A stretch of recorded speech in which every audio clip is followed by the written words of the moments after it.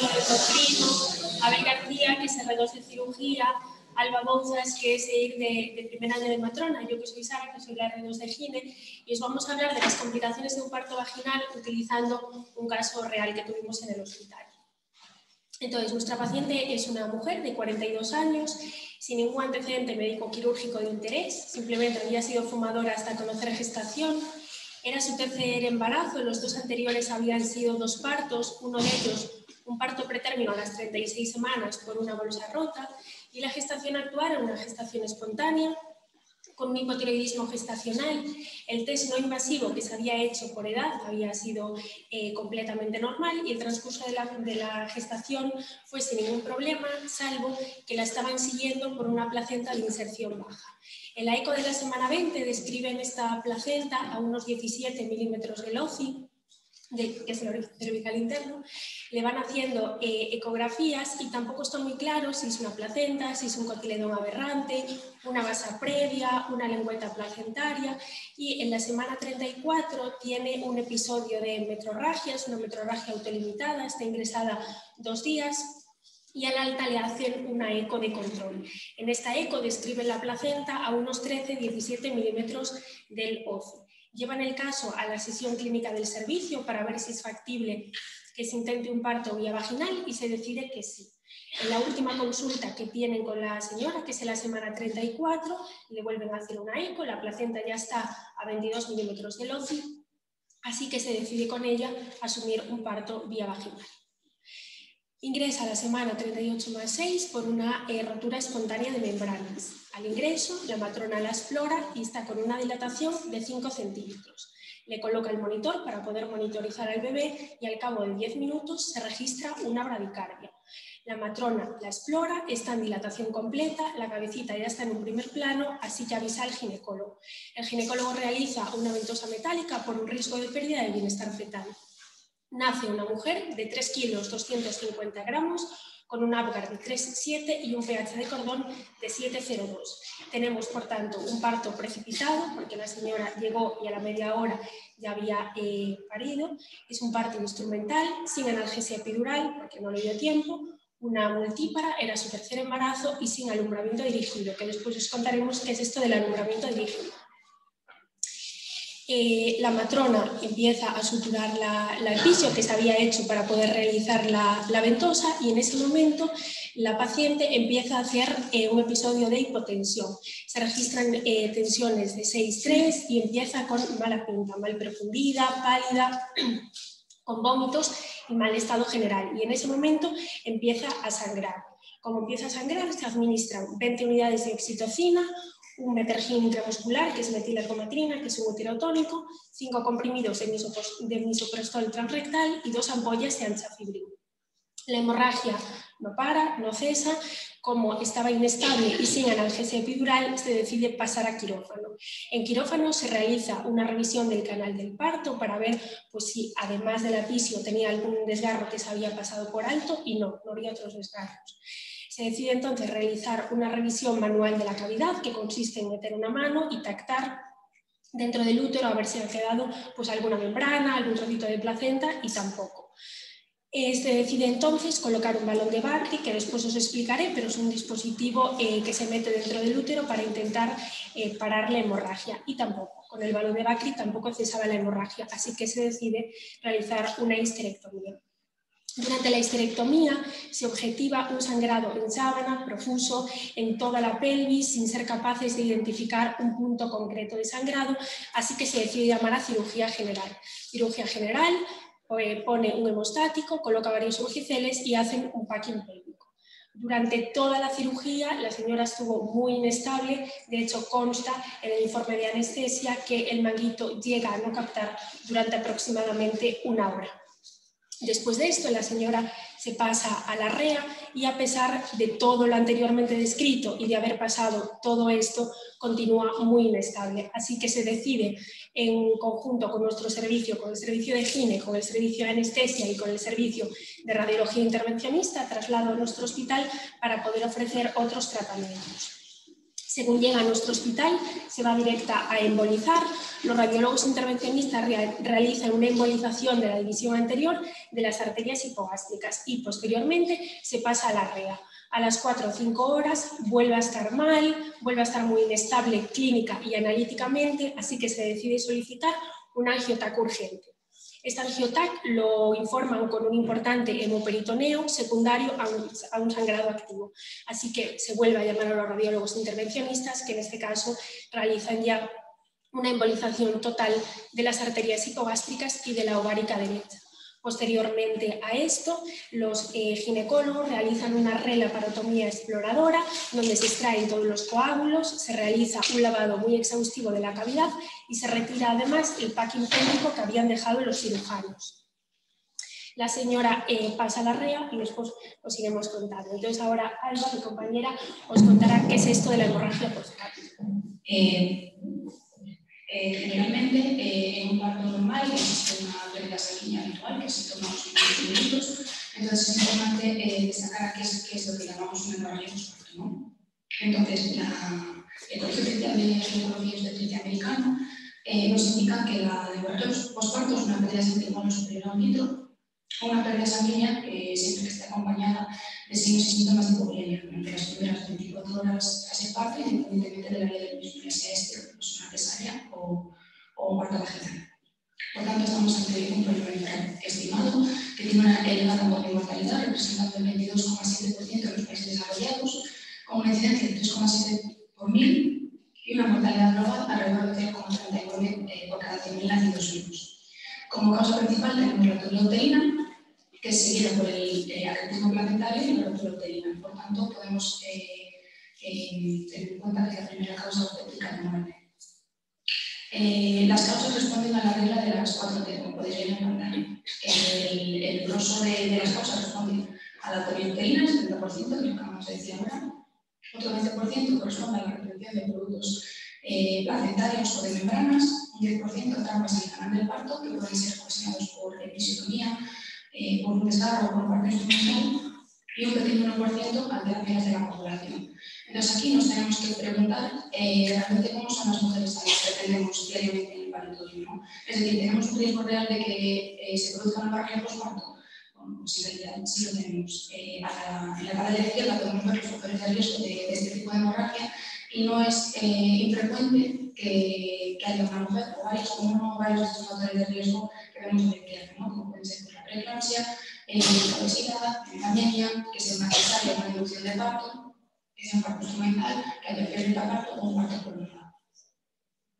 Entonces, ¿qué medidas podemos tener en cuenta para evitar esta hemorragia? Bueno, pues depende un poco de la etapa en la que nos encontremos. En la etapa de parto es muy importante la prevención de anemia durante el embarazo, lo que hacen muy bien nuestros compañeros obstetras en las analíticas de cada trimestre. Sería adecuado corregir factores de la copulación o de la hemostasia que estuviesen alterados y, por supuesto, muy importante el conocimiento de la existencia de una placenta ácreta o placenta primero, que podemos verlo en las ecografías.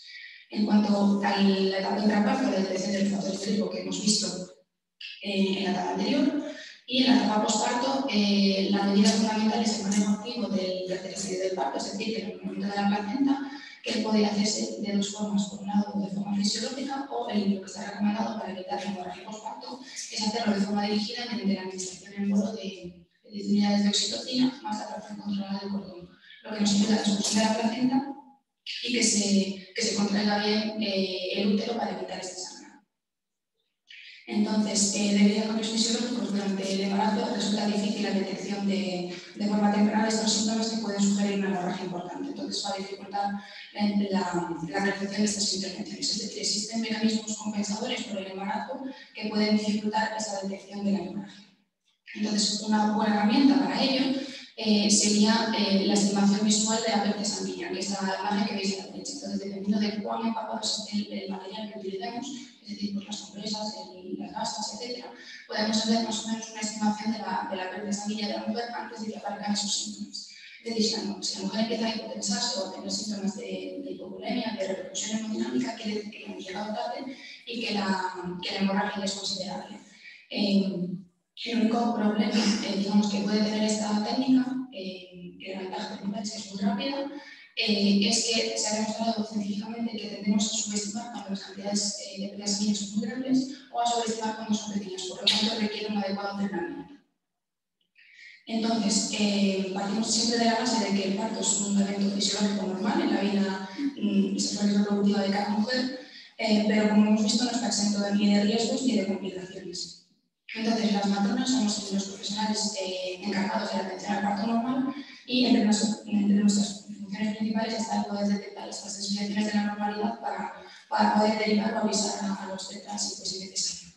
Entonces, nuestro principal objetivo como matronas en este caso sería la identificación precoz de la hemorragia postparto e implementar de la forma más temprana posible todas las medidas.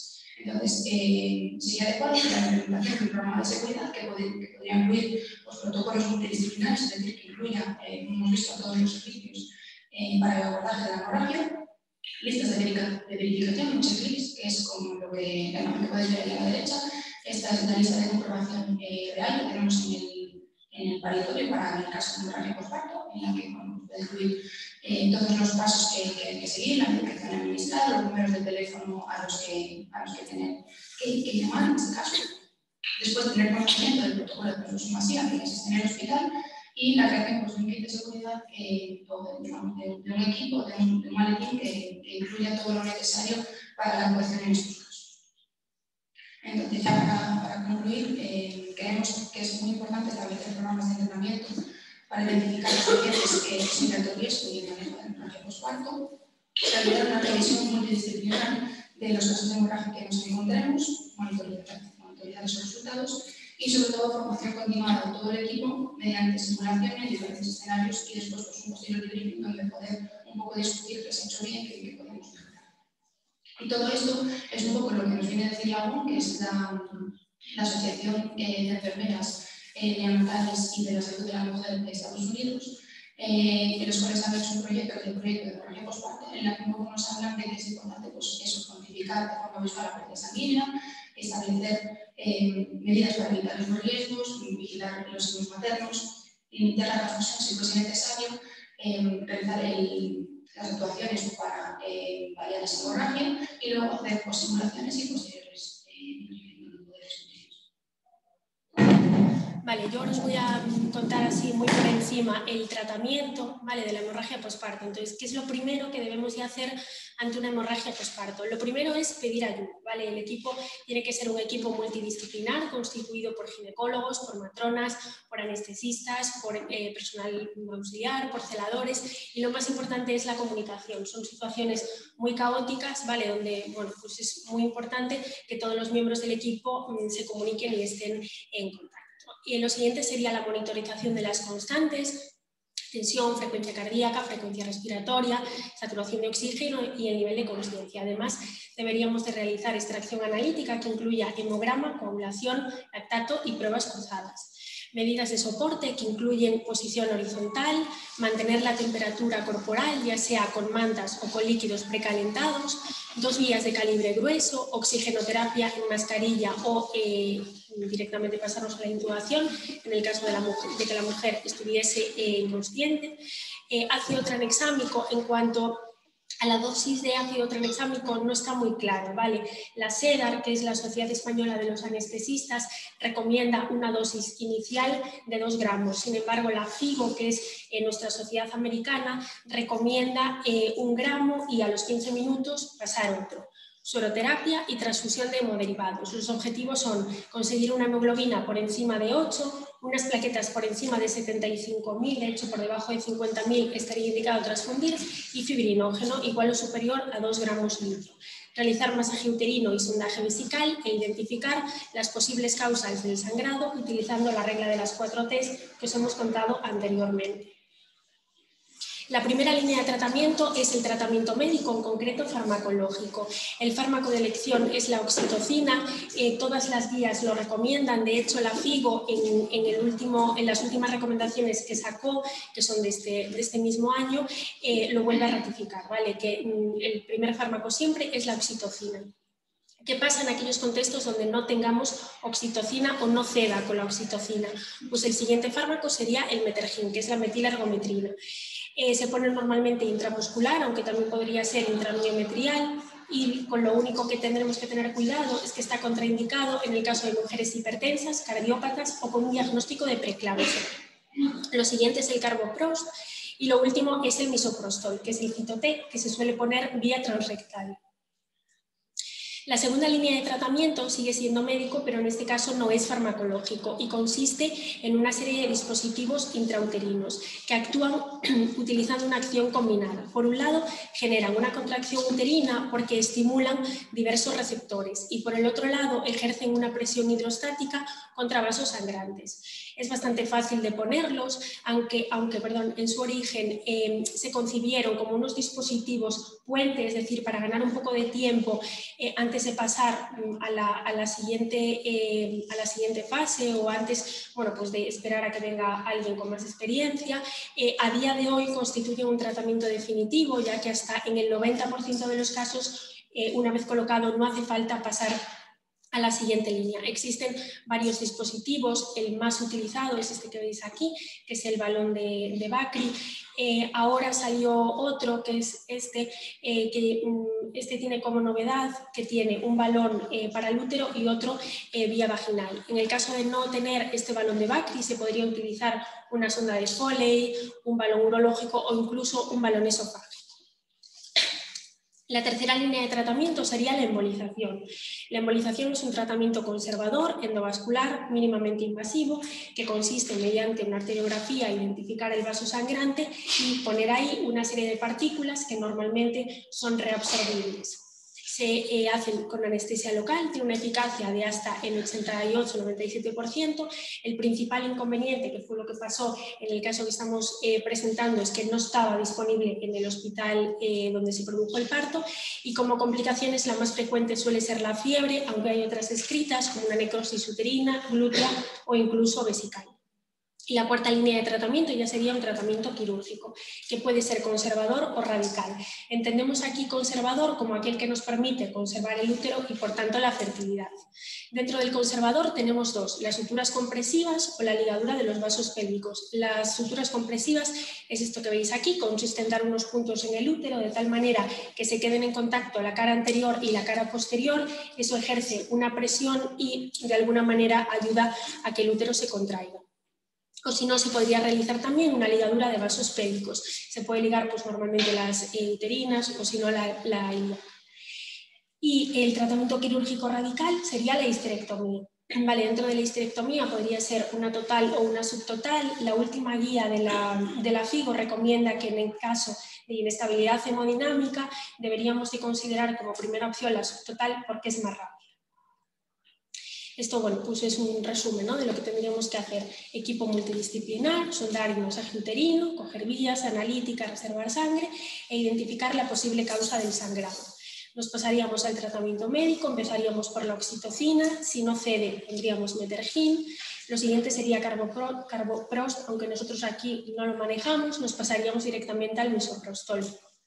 Lo siguiente sería el balón intrauterino, si está disponible en el hospital valoraríamos embolizar y lo último ya sería el tratamiento quirúrgico, conservador o radical.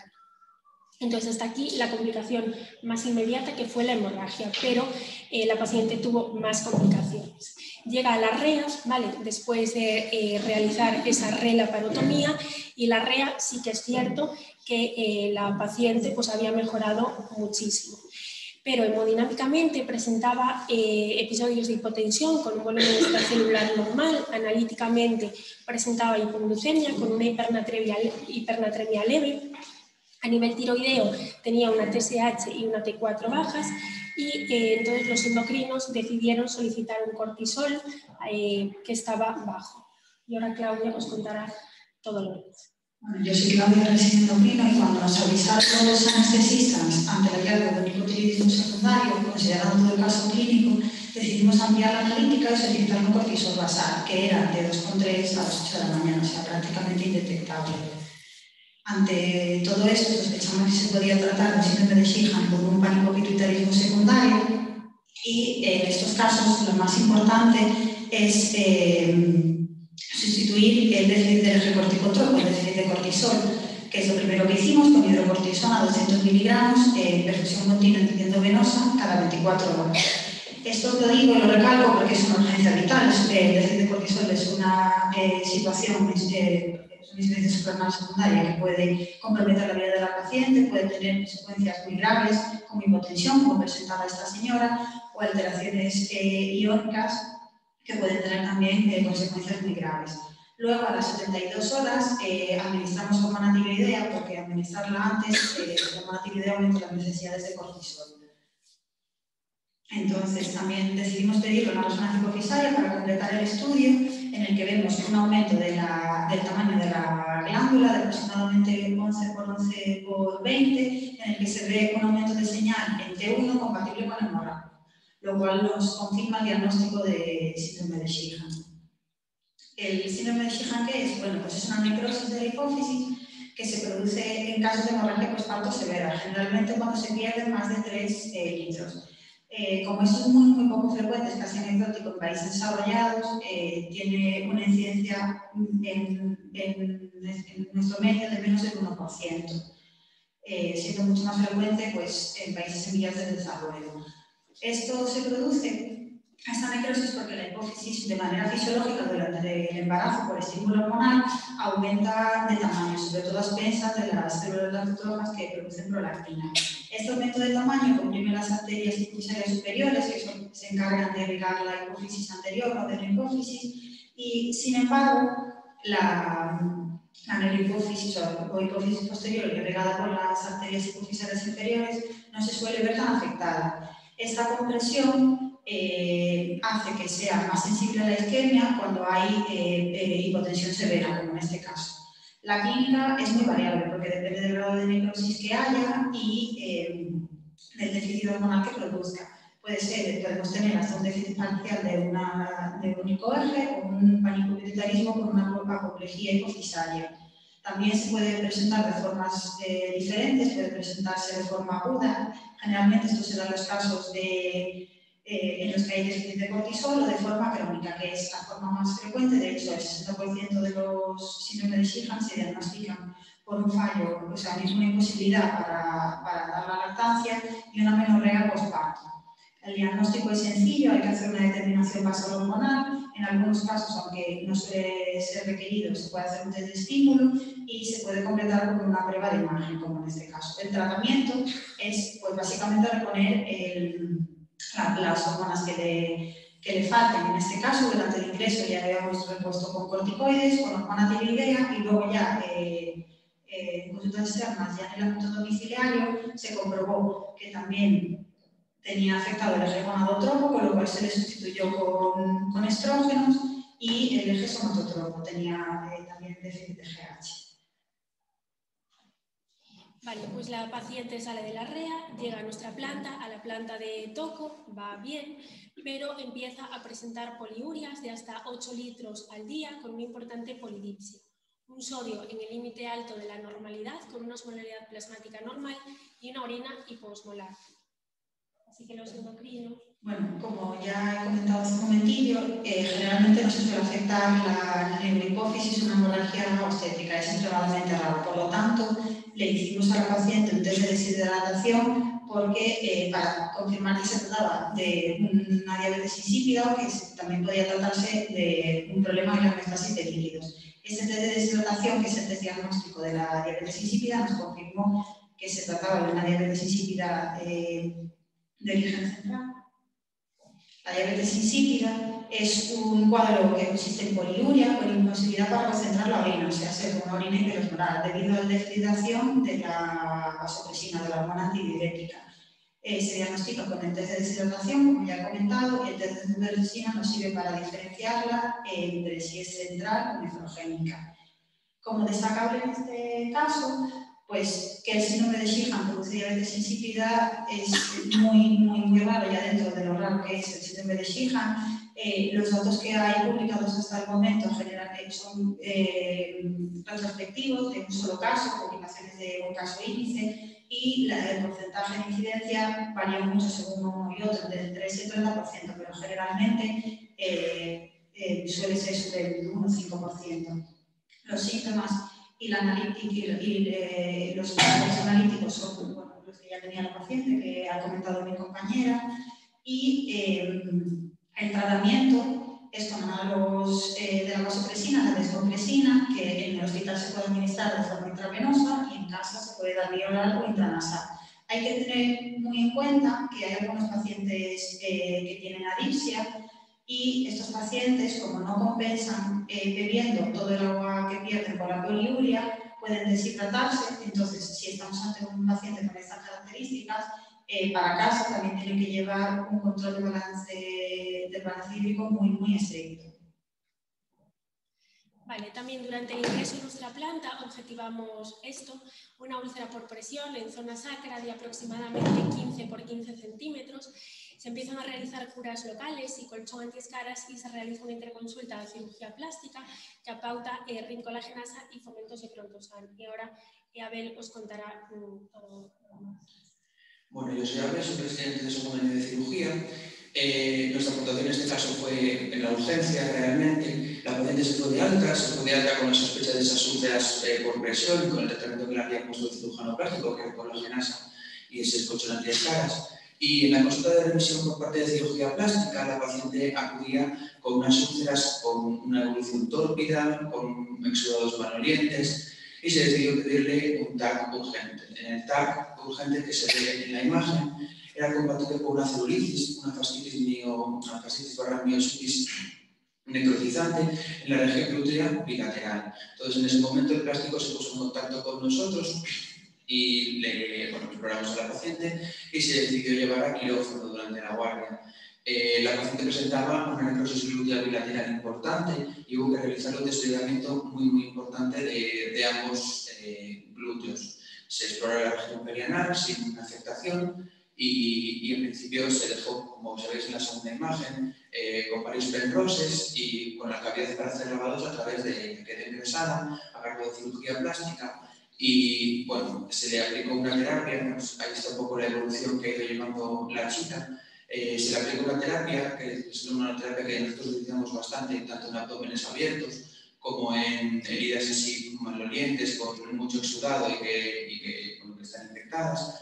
Se le aplicó una terapia que llamamos terapia PAC, que es una terapia asistida por vacío, en el que se coloca una esponja de color, en este caso era la negra, también lo sé para infecciones de pared abdominal.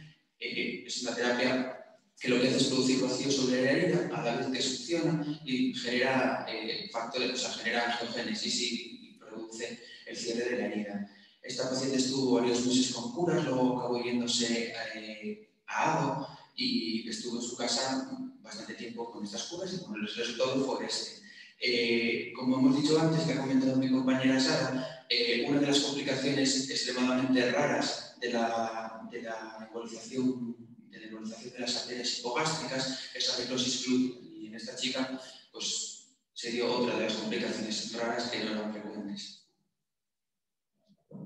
Vale, pues nada, la paciente después de haber pasado todo esto, de haber pasado 48 días ingresada, haber pasado por 2 hospitales y con la participación activa de hasta 9 servicios, se vuelve a su casa. A día de hoy está a seguimiento por ADO, vale, esto fue justo hace un año, está bien, la seguimos nosotros porque tiene, como comentó Claudia, una menopausia de origen central y la tenemos con terapia hormonal sustitutiva y también lo siguen los endocrinos por esa insuficiencia hipofisaria. Y nada más, si tenéis alguna pregunta.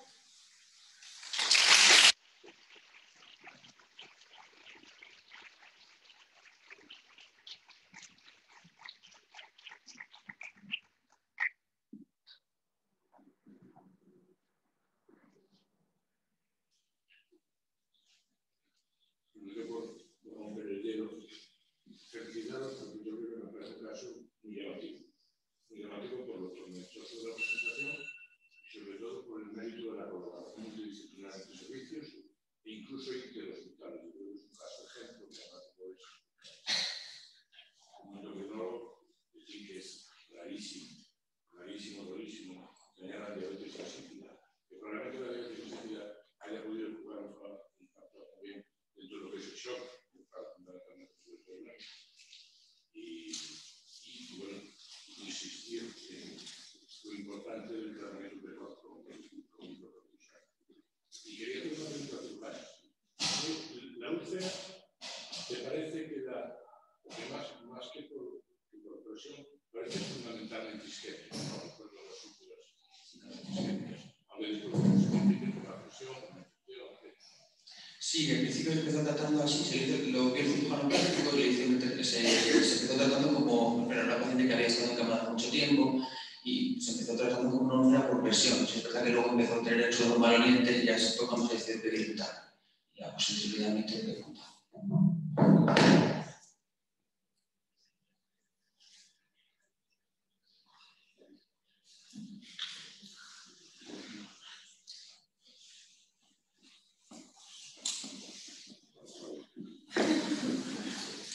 Muchas gracias.